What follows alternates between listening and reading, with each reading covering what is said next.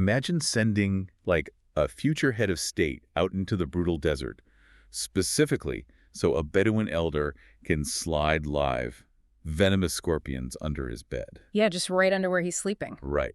And the goal is to get stung so many times that he literally builds a physiological immunity to the venom. It's intense. But, I mean, it wasn't just about the physical immunity, right? It's way deeper than that. Exactly. That scorpion practice was, it was the ultimate form of psychological conditioning.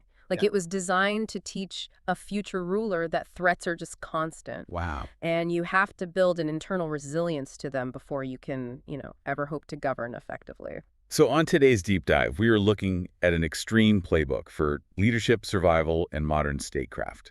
We're getting into the book, My Story, 50 Memories from 50 Years of Service. Yeah, written by Sheikh Mohammed bin Rashid Al Maktoum. Right, the Vice President and Prime Minister of the UAE and the ruler of Dubai. And we have a pretty massive stack of sources to work through for you today. We really do. We've got the raw memories from the book itself, some critical academic analyses of his geopolitical strategies, regional reviews from papers like Gulf News and The National, and this is important, we're bringing in some highly critical independent reviews as well. Yeah, our mission here is to go sequence by sequence through the timeline of his life. We want to extract the actual mechanics of how this city-state was built. And there are some wild encounters in here. Oh, incredibly intense historical encounters. I mean, we're talking face-to-face meetings with figures like Saddam Hussein and Muammar Gaddafi. Right, which obviously gets into some heavily charged political territory. Absolutely.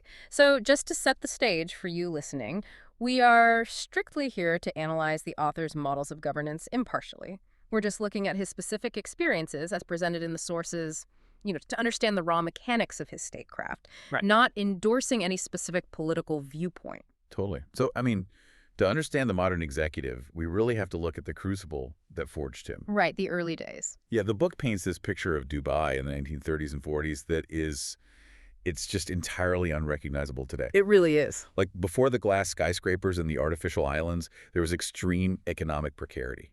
Because the global depression had just wiped out the natural pearl trade. Exactly, which was the absolute lifeblood of the local economy back then. Yeah. And then you had these devastating fires tearing through the wooden and palm frond homes in Diriyah and Bur Dubai in 1939 and 1940. And if that wasn't enough, there was a horrific smallpox outbreak in 1944. Right. It's just catastrophe after catastrophe. But notice how he utilizes that historical trauma right at the beginning of his memoir. Like, he isn't recounting the fires and the disease to garner sympathy. No, not at all. He's establishing a baseline for survival. His core argument is that the preservation of historical memory, remembering that deep existential poverty is an absolute prerequisite for sustainable development. Like, you have to remember how bad it can get. Exactly. If a government forgets how fragile survival actually is, it loses the driving urgency required to build a resilient state. Which brings us back to those desert scorpions. Oh, yeah. So, as a young boy, he is sent out into the desert under the care of this elder named Humayd bin Amhi to learn tracking, hunting, and survival. Right, the scorpion guy. Yeah. It reminds me of, like, modern psychological exposure therapy, but taken to a literal life or death extreme.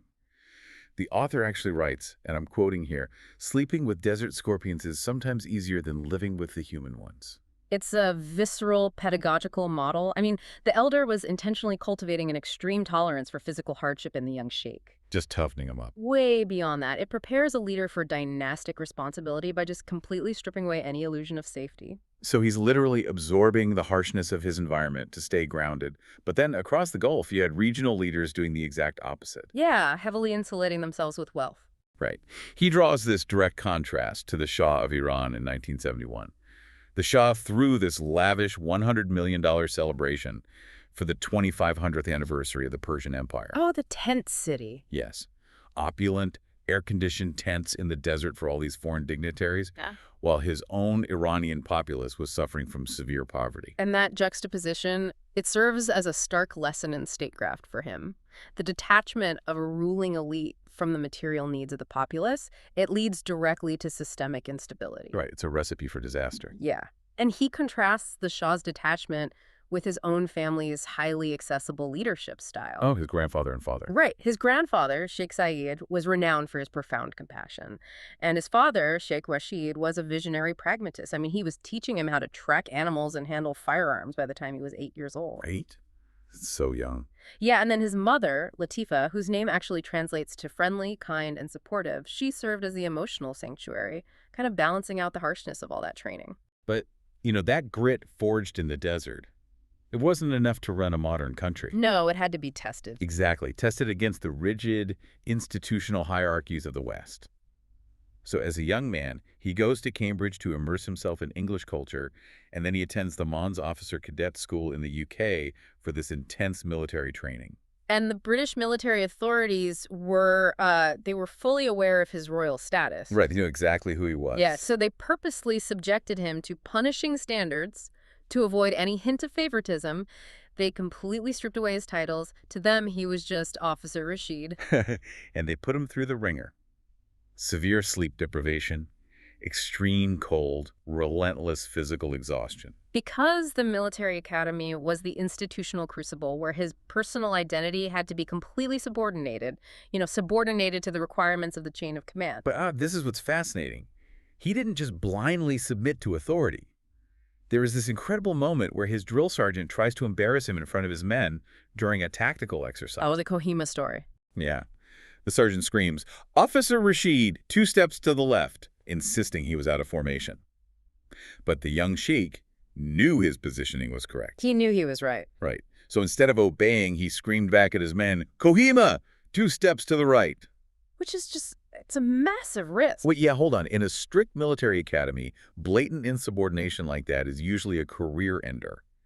How does a future leader balance that absolute required obedience to a military hierarchy with such an uncompromising demand for personal justice? Well, because he understood the subtle difference between blind obedience and projecting political will. Okay, I'll unpack that. He realized that enforcing an unjust order simply to save face destroys morale. The drill sergeant ultimately respected the pushback because it demonstrated real conviction. I see. And you see this exact same dynamic play out diplomatically just a few years later. It's the famous Arabic pipe story. Oh, this is a brilliant moment of diplomacy. Yeah. So it's 1969, before the UAE is even legally formed. Right. His father, Sheikh Rashid, is in a high-stakes meeting with the British Prime Minister Harold Wilson. Right, Harold Wilson. Wilson pulls out this massive pipe and boasts, "Sheikh Rashid, look, my pipe is bigger than yours." So subtle. Right. I mean, he is clearly using the physical object as a metaphor for Britain's overwhelming size and leverage in the negotiations. Oh, definitely. So Sheikh Rashid just smiles, turns to his son, and says, "Tell Wilson that I agree with him that his pipe is bigger. But even though my pipe is smaller, the tobacco in it is much stronger and heavier." I mean, it is the diplomatic equivalent of his standoff with the drill sergeant. Yeah, it really is. It's a masterclass in asymmetric leverage. Yeah. You don't need the biggest army or the largest geographic footprint to project the strongest political will. Right. It's about the density and the potency of your resolve. Exactly, which was a philosophy they desperately needed because at age 19, he is tasked with building an army for a country that literally doesn't exist yet. Right. The political hurdles to formally create the United Arab Emirates were massive. Yeah, they had been stalled for years. But then in 1968, his father, Sheikh Rashid of Dubai, meets with Sheikh Zayed of Abu Dhabi in a tent in the northern desert to hash out a union. The famous Northern Tent Meeting. Exactly. And after years of all these stalled bureaucratic negotiations, Sheikh Rashid simply defers the presidency to Sheikh's ease.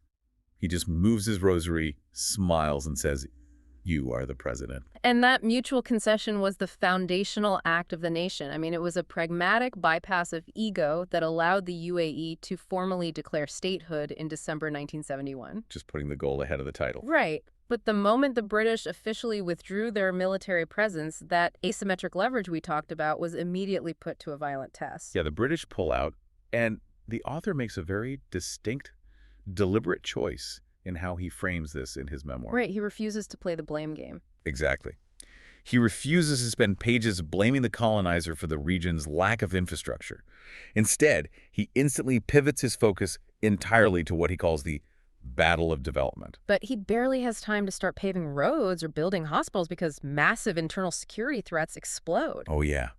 Specifically, the Sharjah coup in January 1972, which is less than 2 months after the Union was formed. It was a huge crisis. The former ruler of the neighboring Emirate of Sharjah launched a violent coup using foreign mercenaries, and they actually assassinated the sitting ruler right inside his palace. And the young Sheikh Mohammed, who is now the defense minister, arrives at the palace compound with literally only 2 men. Just 2 men. Yeah, so he cuts the electricity to the entire palace. Then he gets the coup leader on the phone and completely bluffs him. Wait, he just lies? Yeah, he speaks with absolute, unwavering authority, pretending he has a massive, heavily armed military force waiting right outside the gates. Oh, wow. He gives the leader a 5-minute ultimatum, and it works. The mercenary force surrenders. Okay, I have to stop here. He just cuts the power and pretends he has an army outside.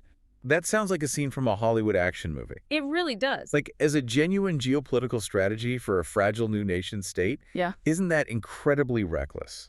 Well, if he were operating within the safety of a conventional peacetime bureaucracy, yes, it would be reckless. Okay. But in an asymmetric security battle, where the literal survival of a 2-month-old state is on the line, standard protocols fail. You can't just fill out a form. Exactly. Psychological pressure and resource deprivation, like cutting the power to plunge the enemy into darkness, are highly practical tools. He didn't have the physical troops, but he seized the initiative. He manufactured leverage out of thin air. Is that heavy tobacco again? Yes, and he had to use this exact same psychological toolkit on an international scale just a year later. Right, it's 1973. A Boeing 747 is hijacked by a joint cell of Palestinian and Japanese Red Army terrorists. It created an absolute international crisis. They force the plane to land in Dubai, and a grenade accidentally goes off inside the cabin, killing one of the hijackers. It's pure chaos. Yeah, a total nightmare. And the 24-year-old sheik is running point on the negotiations from the airport control tower for 80 grueling hours. And look at the mechanics of how he handled those 80 hours. It was a methodical application of psychological pressure. How so? Well, on one hand, he authorizes refueling the plane and sending in food. This ensures the air conditioning keeps running for the hostages in the desert heat, but it also builds a tiny sliver of transactional trust with the hijackers. Right, playing the diplomat. But simultaneously, he orders helicopters to fly continuously around the plane and has military vehicles driving in chaotic patterns around the tarmac. Oh, he's keeping them completely unnerved and sleep-deprived. Exactly. He essentially exhausts them into realizing that Dubai is not going to be a viable political theater for their demands. And it works. The terrorists eventually fly out to Libya and release the hostages. And the author pulls a very specific, hard-earned lesson from this standoff. He writes, "A wise enemy is better than a foolish friend." A wise enemy is better than a foolish friend. What does he mean by that? Because a wise enemy, even a hostile one, operates somewhat rationally. You can predict their actions, gauge their self-interest, and negotiate based on mutual survival. Okay, that makes sense. But a foolish friend, or a highly unstable actor, operates unpredictably and can accidentally destroy everything. Right, they're just a wild card. Yeah. And because Dubai successfully managed these early existential security crises, it secured the baseline stability needed to make a profound structural choice by the end of the decade. Yes. 1979 serves as a massive crossroads for the Middle East. You have the Iranian Revolution taking place. Huge regional shift. You have the start of the Iran-Iraq War, a conflict that goes on to leave roughly 1 million people dead and cost $1 trillion in economic losses. Just devastating. The broader region is entirely consumed by ideological autocracy and militarization.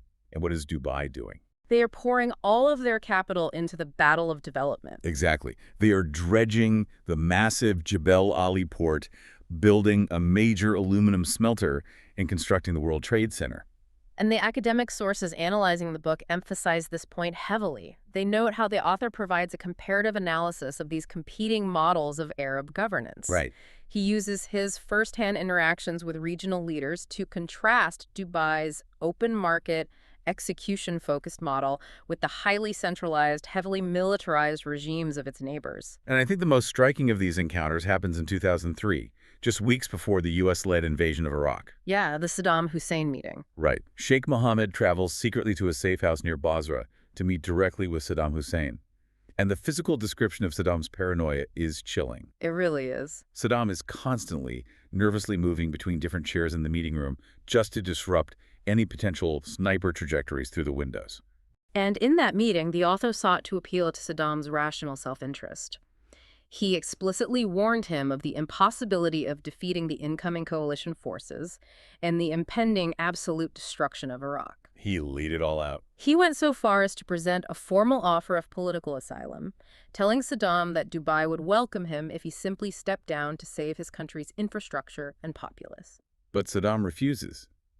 He tells the sheikh that he needs to save Iraq, not myself. Which sounds incredibly noble on the surface. Right, except the author notes that Saddam was completely surrounded by terrified sycophants. Because he ruled his administration entirely by fear, no one had the courage to tell him the truth about his military's actual, severely limited capabilities. It was a fatal geopolitical miscalculation born entirely from a toxic administrative culture. Yeah, and we see a different but equally fatal flavor of administrative failure with Bashar al-Assad of Syria and Muammar Gaddafi of Libya. This is fascinating. Both of these leaders approached the author over the years, expressing deep admiration for Dubai's rapid modernization. They both wanted the blueprint. You want a shortcut? Yeah. They wanted advice on how to replicate that spectacular economic model in their own capitals. So Gaddafi literally calls him up and says he wants to build a new Dubai in Tripoli to serve as the economic capital of Africa. So Dubai sends an executive, Mohammed al-Qarqawi, to Libya to assess the situation and offer guidance. And what does he find? Al-Qarqawi arrives to find Gaddafi putting on this bizarre, superficial theatrical show. Gaddafi is sitting behind a desk in a large office, just randomly surfing the internet. Just clicking around? Exactly, trying to project the image of a modern, tech-savvy leader. But he has absolutely no understanding of how the internet actually works, nor does he understand the basic institutional structures required to attract global capital. I mean, it's exactly like a modern corporate CEO who buys an expensive new enterprise software package just to look innovative to the board, but absolutely refuses to change the toxic, centralized company culture that ruins his employees' lives. And that is exactly it. He bought the software but wouldn't fire the toxic managers. Right. Gaddafi wanted the glossy skyscrapers and the international prestige of Dubai, but he completely refused to adopt the transparent bureaucracy, the rule of law, and the public-private partnerships required to actually fund and build them. You can't just mandate a skyscraper into existence. No. State modernization cannot be achieved through aesthetic exercises or top-down ideological decrees. True statecraft requires highly disciplined, iterative, administrative execution. Yeah, the daily grind. Leaders like Assad and Gaddafi wished for Dubai's success, but they were entirely unwilling to commit to the grueling administrative transparency required to sustain it. Because that obsession with daily execution over grand ideology is exactly what allowed the author to transition Dubai from a secure regional trading port into a global aviation and tourism brand. And he faced immense skepticism for this vision, even from his closest allies. Oh, yeah. He recounts a meeting of the GCC, the Gulf Cooperation Council, which is the political and economic alliance of Middle Eastern states, in the 1980s. The tourism pitch. Right. He proposes making Dubai a tourism hub, and an older foreign minister literally laughs at him, asking who would ever want to visit the unbearable heat, humidity, and barren desert of Dubai. And the underlying friction in that GCC meeting was between traditional political diplomats who viewed governance primarily through the lens of conflict management and treaties, and a new model of leadership that viewed governance entirely through the lens of economic development and rapid service delivery. And when someone stood in the way of that economic development, he didn't back down.